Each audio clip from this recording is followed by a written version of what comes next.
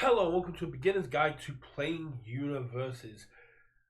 Let's start off with what is Universus. Universus is a multi-IP fighting trading card game where you play as one of your favorite characters from anime, comics, games, manga, pop culture in general, as well as a bit of nostalgia sprinkled in there, and you use those characters to fight off against each other.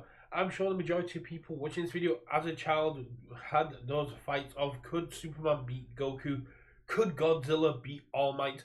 Well, this is the game that answers those questions, as well as allowing them to use each other's abilities. You can have Yusuke Urameshi using abilities from Godzilla, My Hero Academia, Attack on Titan to win out games. Everything, it's where IPs collide, and it's where IPs and universes collide, and it's one of the best games for translating IPs into a card game. How do you win? Well, you take your rival's health total and you take it down to 0 by launching attacks at a match of universes is best 2 out of 3, and each player has a character card, a deck of at least 60 cards, and those decks contain attacks that a player will use to reduce their rival's health to 0. If you also run out of cards during a game, you do not lose like some other games out there. You will instead shuffle up your deck and remove the top 10 cards of your deck. You only lose if you are unable to remove the top 10 cards of your deck. On top of that, there's a couple of cards that have special ways to let your opponent to win, but you will come across those out in the wild, I am sure, and I don't need to explain them here because they can get quite complicated. So, what are the game zones of Universus? Universus has multiple game zones. Each player has their own play area consisting of these multiple zones. Let's take a look at this beautiful Learn to Play playmat, which I believe is still available on the UVS store. You have your character zone. This is where your character goes. This allows you to be able to read what your character does, allows your opponent to read what it does. And there's not many cards that interact with the character zone. There are cards that for sure that can seal or commit your character, but it's very likely you're going to get your character destroyed. You have your deck zone. This is where you keep your deck. It's a private zone. You don't get to look through your deck. Your opponents don't get to look through your deck. Generally, above that, you have the discard pile. This is where the destroyed, discarded, cleared, spent, or checked cards will go. And we'll get into those terms a little bit later on. Next to that is the stage. This is where the cards you build in will go. This is where your foundations go to help you pass checks. This is where your assets and backups go. This is where your built cards go, and essentially are your resources throughout the game. Then above that, we have the card pool. This is where you will play cards into.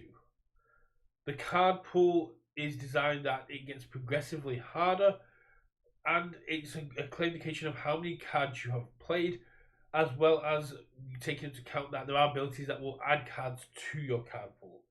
We'll get into how to play a card and how the card pool factors in a little bit later on. And the last zone to mention is underneath your character zone, you have where you put momentum. When an attack deals damage, at the end of your turn you may choose to put it into the discard or add it to your momentum, as there are some abilities that call for you to have momentum or use momentum as cost. The only other zone to mention is not a real zone, but is the removed from game. This is where you put cards when you cycle them, or if they get removed during a turn, that they no longer get to interact with your game zones. When a card is removed, it should be kept face up. It is a public zone, but generally there's not too many ways outside of specific abilities to interact with remove from game, so it isn't a specified pile. It's kind of just off to the side, away from the game, away from your zone of play. Universus has a variety of cards that are used throughout your turn to aid in your defense and offense against your rival. Here's a few things that you'll find that most cards have in common. In the top left hand corner, you have the difficulty. This is how difficult a card is to play.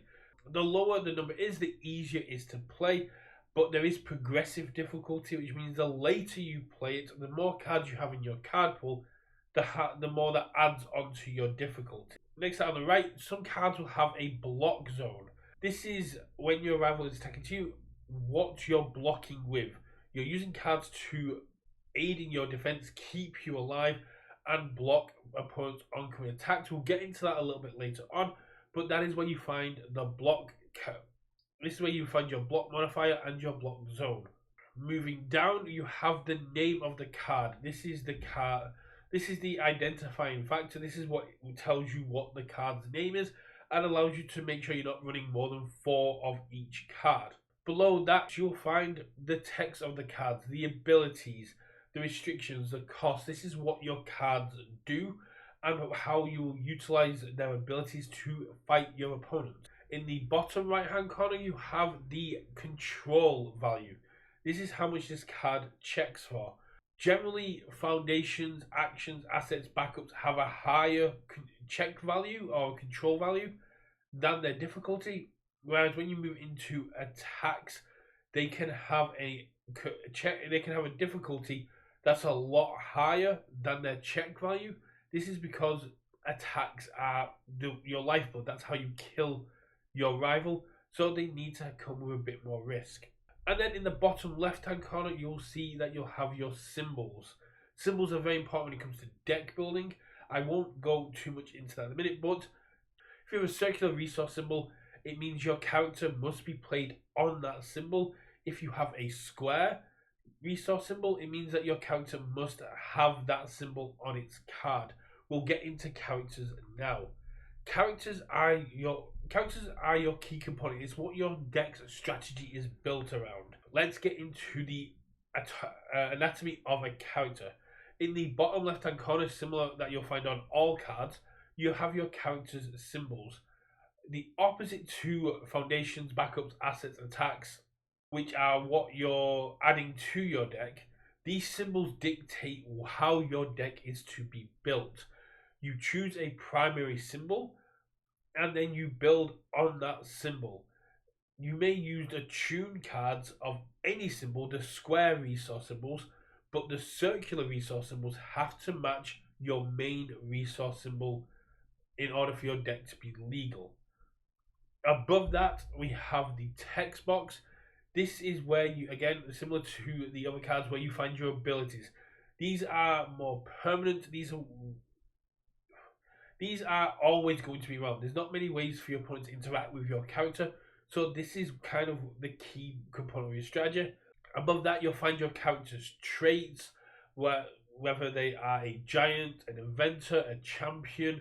There are abilities that do take this into account, and above that, you'll find their name, and some characters have a title. This will distinguish multiple different versions of characters. So if we look at the Godzilla Reign of Kaiju, we have Godzilla King of Monsters from the Challenger series, which came out in 2024. And then we have Godzilla Titan of Terror and Godzilla Shin Godzilla, which came out in 2026. So this, apart from the art, this allows you to distinguish between your characters and allow you and your opponent to know which one you're playing. On the right hand side of your character, you have your character's starting hand size. One of the very cool things about Universus is during your draw step, you don't just draw one card. You draw up to this number. If you are a 6 hand size character, that means even if you have 0 cards in your hand at the start of your turn, you're drawing 6 cards. To balance this out, as we have got 5, 6, 7, and 8 handers in the game, you have a maximum health total. This is a number you cannot go above and generally is representative of your hand size. If you've got the low to mid 20s, you are a 7-hander or an 8-hander. If you are in the higher to low 30s, you are a 6-hander. If you are in the high 30s, you are a 5-hander. And if you are 20 or below, generally you're an 8-hander, but there's only a couple of those that exist in the game. And they also have their own restrictions in their abilities to kind of counteract that. So let's get into attacks and foundations, the core of your deck. Attacks are your primary source of dealing damage.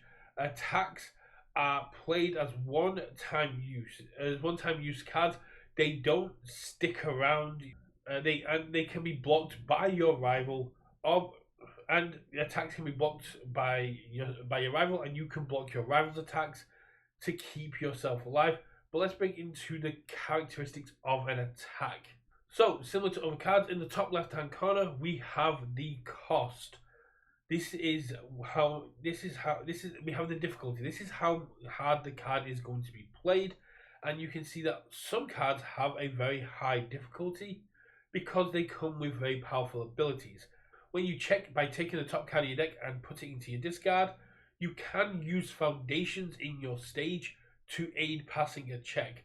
So if you have a 5, a 6, or a 7 cost attack, and you check a 3, you can use foundations. I will just quickly point here: if you choose to fail a check at any point during, if you choose to fail a check when playing a form, which is essentially playing a card outside of an attack, you will end your turn. I'll cover that again a little bit later, but I just wanted to get that in there so people can start processing. A lot of the attacks will have their own block zone, so it means if you're not ready to attack yet, you can use them for defense. They have their own check value or control value in the bottom left, but what makes them different to other cards you've seen here is that they have their own special keyword abilities such as Throw, EX, Powerful, Echo, which you won't find on any other cards. They have their speed and the zone of the speed. So on the left hand side of the card, on the right hand side of the card, you'll see almost on the same line as the title of the card's name. You'll see that it will have a zone.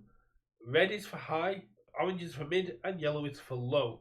There will also be a number in there telling you how fast this attack is. These characteristics will help you determine how easy or hard it is to block an attack, because you take the block modifier of your card, whether it's a 1, a 2, or 3, you add that on to the speed of the attack, and then you add on the number of cards in your card pool, and that tells you if you're able to block something. We'll get a bit more into this when we go into blocking, as well as what it means by the zones and how you can block using different zones. Underneath that, you'll find the damage. The damage is how much this attack is going to deal if it is not blocked. Health is a resource, and sometimes taking attacks is important, but if you get yourself in a position where you go to 0 health, you lose. So understanding how much damage you can take, as well as choosing what and when to block, is a very important skill you develop through playing. This is a very simple image, and it's just how much damage this attack is going to deal. Foundations can easily be identified because they have the grey text box. They are the grey cards. You play them during your turn into your card pool, and then at the end of your turn you build them into your stage. These are your main resource, as these are the only cards you can use to pass your checks. As I mentioned before, if I play a high difficulty attack and check a low number, I can commit by turning my foundations 90 degrees to pass checks as well, and that also includes my defensive blocks. If my opponent sends me a 7 speed attack and I can block it with a 1 block modifier, I need to check an 8. If I then check a 5, I can commit 3 foundations, pass the check, block the attack, and keep myself alive. Most foundations do not have any effects when they enter your stage. However, some do, but the majority of foundations are there to aid you during the enhanced step, which we'll get into when we break down the attack sequence. There are 3 other card types that currently exist within your deck, and tokens that can be generated with abilities from within your deck, but that's a bit too complicated. We have actions, assets, and backups. Actions are special cards that exist on like the fringes of abilities. Some are played like regular. Some are played as forms between attacks. The majority have enhances or responses you play during your attack or in response to what your opponent's trying to do to cut them off. They are kind of control pieces or ways to aid in aggression. Assets are tools, locations. These are special kind of assets to your deck. They cannot be used to pass checks, but they're also very hard to interact from your opponent, and they have very strong abilities. Backups are your allies. These magenta pink cards will have a stamina value, which means they can be attacked and killed and have very powerful abilities. These are your allies, these are your cronies, your teammates. These are people from the IPs that join in to help out, that can join in to help you out throughout your game. But if their stamina ever hits 0, they are destroyed and sent. They are sacrificed and then sent to the discard. So now we know the breakdown of the deck and the card types. Let's get into the setup of a game. So to start your game, both players will place their characters in their character zone. You'll randomly determine who is going first, and whoever goes first will commit their character. You start off with the first player starts with a character committed, and the second player gets to utilize their character, because you can use a character to pass a check if you need to. Both players will then draw up to their character's hand size, and both players may choose to take a mulligan if they wish. The first player's mulligan is where they take their entire hand, put it to the bottom of their deck, draw a brand new hand up to their hand size, and then shuffle their deck. The second player will be able to selectively choose any number of cards in their hands, put them to the bottom of the deck, draw that many cards, and then shuffle their deck.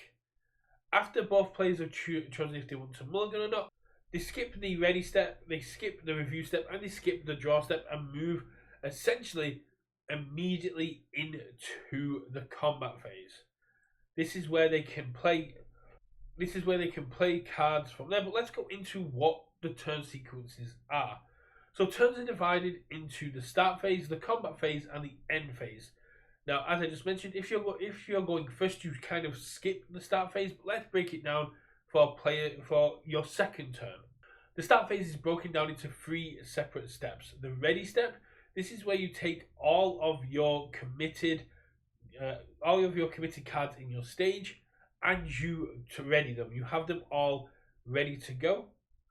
If you are going second, you will have your ready step, which means if you've committed your character during your opponent's first turn, you get to ready your character back up. You then have your review step. Every turn apart from the first player's first turn, you may take a card from your hand, put it into discard, and draw, which allows you to essentially draw an additional card. You then have your draw step. This is where you draw up to your hand size. However, if you're going second, on your first turn and your first turn only, you may draw an additional card. So if you are a 6 hand size character, if you are going second on your first turn, you may draw up to 7 cards in your opening hand. This essentially allows you to retain a fair bit of defense whilst counteracting your opponent's initial offense because they got to go first. After you've had the ready step, we move into the combat phase. This is the majority of your turn. The combat phase is the main phase. During your combat phase, you're allowed to play as many forms as you want. You may play attacks, foundations, assets, backups, anything you want, and apart from on your first turn, both players on their first turns are not permitted to attack. You can only attack on your second turn or greater. The big thing to remember is if you fail playing a card, your turn's over, as I mentioned earlier. You move immediately to the end phase. Play a card, you then add it to your card pool, and you add its difficulty to any other card preceding it in the card pool against the check value. So if I'm playing my 4th foundation and it's a 1 difficulty foundation, I am playing it as a 4 difficulty, which means I need to check a 5 or a 4 means I need to check a 4 or greater to pass it. If I check below that, I need to commit foundations or my character to pass it. Anytime you're not anytime you're not in an attack sequence, you may also just decide to end your turn when you have done finishing playing forms. However, you must have at least played one card from your hand during your turn. You cannot just pass your turn. You have to at least play one card. During the end phase, you clear the cards from your card pool. Any foundations, assets, or backup that were played and weren't stuffed into your card pool for effects are built into your stage. Any attacks that dealt damage may go to your momentum. Everything else is cleared into your discard pile, going from right to left. Keeping your discard in order is very important in this game. So clearing it from the last card played to the first card played is very important. Also, at the end of the turn, your rival, or at the end of your rival's turn, you will clear your card pool of all blocks or cards played, allowing you to have a clear card pool for the beginning of your turn. Your turn ends, and then the next player's turn begins. An attack sequence is broken down into multiple steps. You play the attack. After you've passed the check for the attack, you move into the multiple steps. You have the enhanced step, the block step, and the damage step. The enhanced step is the majority of this attack. At the beginning of your enhanced step, you play your attack's blitz abilities. These are abilities that instantly fire off the moment the enhanced step. The moment after you enter the enhanced step, if your attack has multiple blitzes, you choose the order in which those blitzes start off. There is no real stack in this game. You would just go, I will play my attack's first blitz, wait for your opponent to see if they have anything they want to do to interact with that, and you go, cool, that resolved, I will then play my second blitz. You don't go, it's not like other card games where you go, I will play my first blitz and then I'll play my second blitz on a stack. You just wait for one to play through, then you play the other one. After all blitzes have been played, you then move on to enhances. This is the back and forth. This is the interaction. This is what makes this game stand out from any other game, in my opinion. It's where both players are able to use responses and enhances and abilities on their foundations and actions and backups and assets and on their attacks to make these attacks either harder to hit or easier to block. Starting with the active player, starting with the attacking player, you will choose to play an enhance or pass. You may play any enhance on your backups, assets, foundations, or the active attack once during each enhance step unless they have a limitation. After you've chosen to play your enhance or pass, it will then go to the rival. You'll take turns playing enhances or passing. Once both players have passed, so if I declare pass and then my rival declares pass, the enhanced step ends and you move to blocks. The enhanced step is very important because it allows you to reduce your opponent's attack speed. It allows you to reduce your opponent's attack damage. It allows you to kind of control what your opponent's trying to do whilst they're also trying to increase these stats. It's that back and forth that really encapsulates the cool interactions of Universus. Once the enhanced step is done, we move to the block step. This is where this block section of the card really comes in. Each attack and each block has its own zone. You may when you go to the block step, you may choose to block an attack with the same zone as the attack or an adjacent zone. So, if my opponent attacks with a high attack, I can block it with a high or mid. If my opponent attacks with a low attack, I can block it with a low or mid. If my opponent attacks me with a mid, I can block it with any of the three zones. You cannot block a high with a low, and you cannot block a low with a high as they are not adjacent. If you block a non-throw attack with the same zone as the attacker is in, it is completely blocked and deals no damage. If you partial block, if you use a adjacent zone to block an attack, you will still take half damage rounded up. So on a 17, you would take 9 damage. You are not required to attack. You can just you're not required to block. You can just let an attack come through if you don't think it's worth blocking, or if you don't have the ability to block. Don't worry too much about it unless it's killing you. After you've picked your zone to block with, you add the block modifier of the card onto the current speed of the attack, as well as any other cards preceding it in your card pool, and that is the number you need to block. Once you have successfully blocked an attack, once you've played the block, checked it, and successfully blocked, that card stays in your card pool for the remainder of the turn. If you fail the block, the turn doesn't end. That's what. Yeah, unlike when it's your turn and you fail, the turn doesn't end. The block is cleared from your card pool, so you're not struggling to play the next block. However, the attack is now unblocked, so you will be taking damage. Let's move on to damage. Let's move on to damage. Damage is essentially you take the damage of the attack, whether it's been modified, whether it's printed. You take that and you reduce your health total by that amount. You can then use any abilities that care about loss of life or damage taken, and then you move, and then after that damage has been dealt, the attack resolves. And if it's your turn, you then may play your next form, or you wait for your opponent to play their next. And once you're finished attacking, once you're finished playing your forms, once you finish attacking or building foundations to make your next turn easier, you end your turn, you add attacks that dealt damage to your momentum, and then you build in all foundations, assets, and backups that you played during that turn. But you don't build in blocks.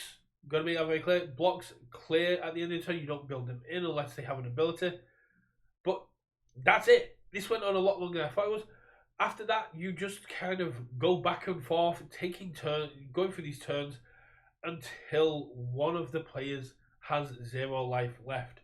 This is a brief overview. There's a lot more depth into blitzes and enhances, but this is a kind of just a general overview of how to play the game, what the win conditions are, and how turns are sequenced. Let me know if you found this. Let me know in the comments below if you found this useful. I do have a deck building for first players video I will attach as a end card. This was primarily just because I saw a lot of people asking how to play this game with multiple IPs, so I wanted to make a quick video talking. Well, I wanted to make a quick video talking about it. I didn't end up going that way. This is quite a long video, but let me know if you found this video helpful. Let me know if there's anything else you would like covering, and if you want to know particular keywords, particular abilities, and how they work, go check out the UVS Hermit School. He has some great videos that he has used to break down the individual abilities and how they work, much better than I could possibly do. I hope this video has been helpful. I look forward to playing more games with people, and I really hope this game does continue to grow. I'm going to leave it there. I will see you at game night. And remember, for theories, news, and more, win, lose, or draw, keep it UK versus.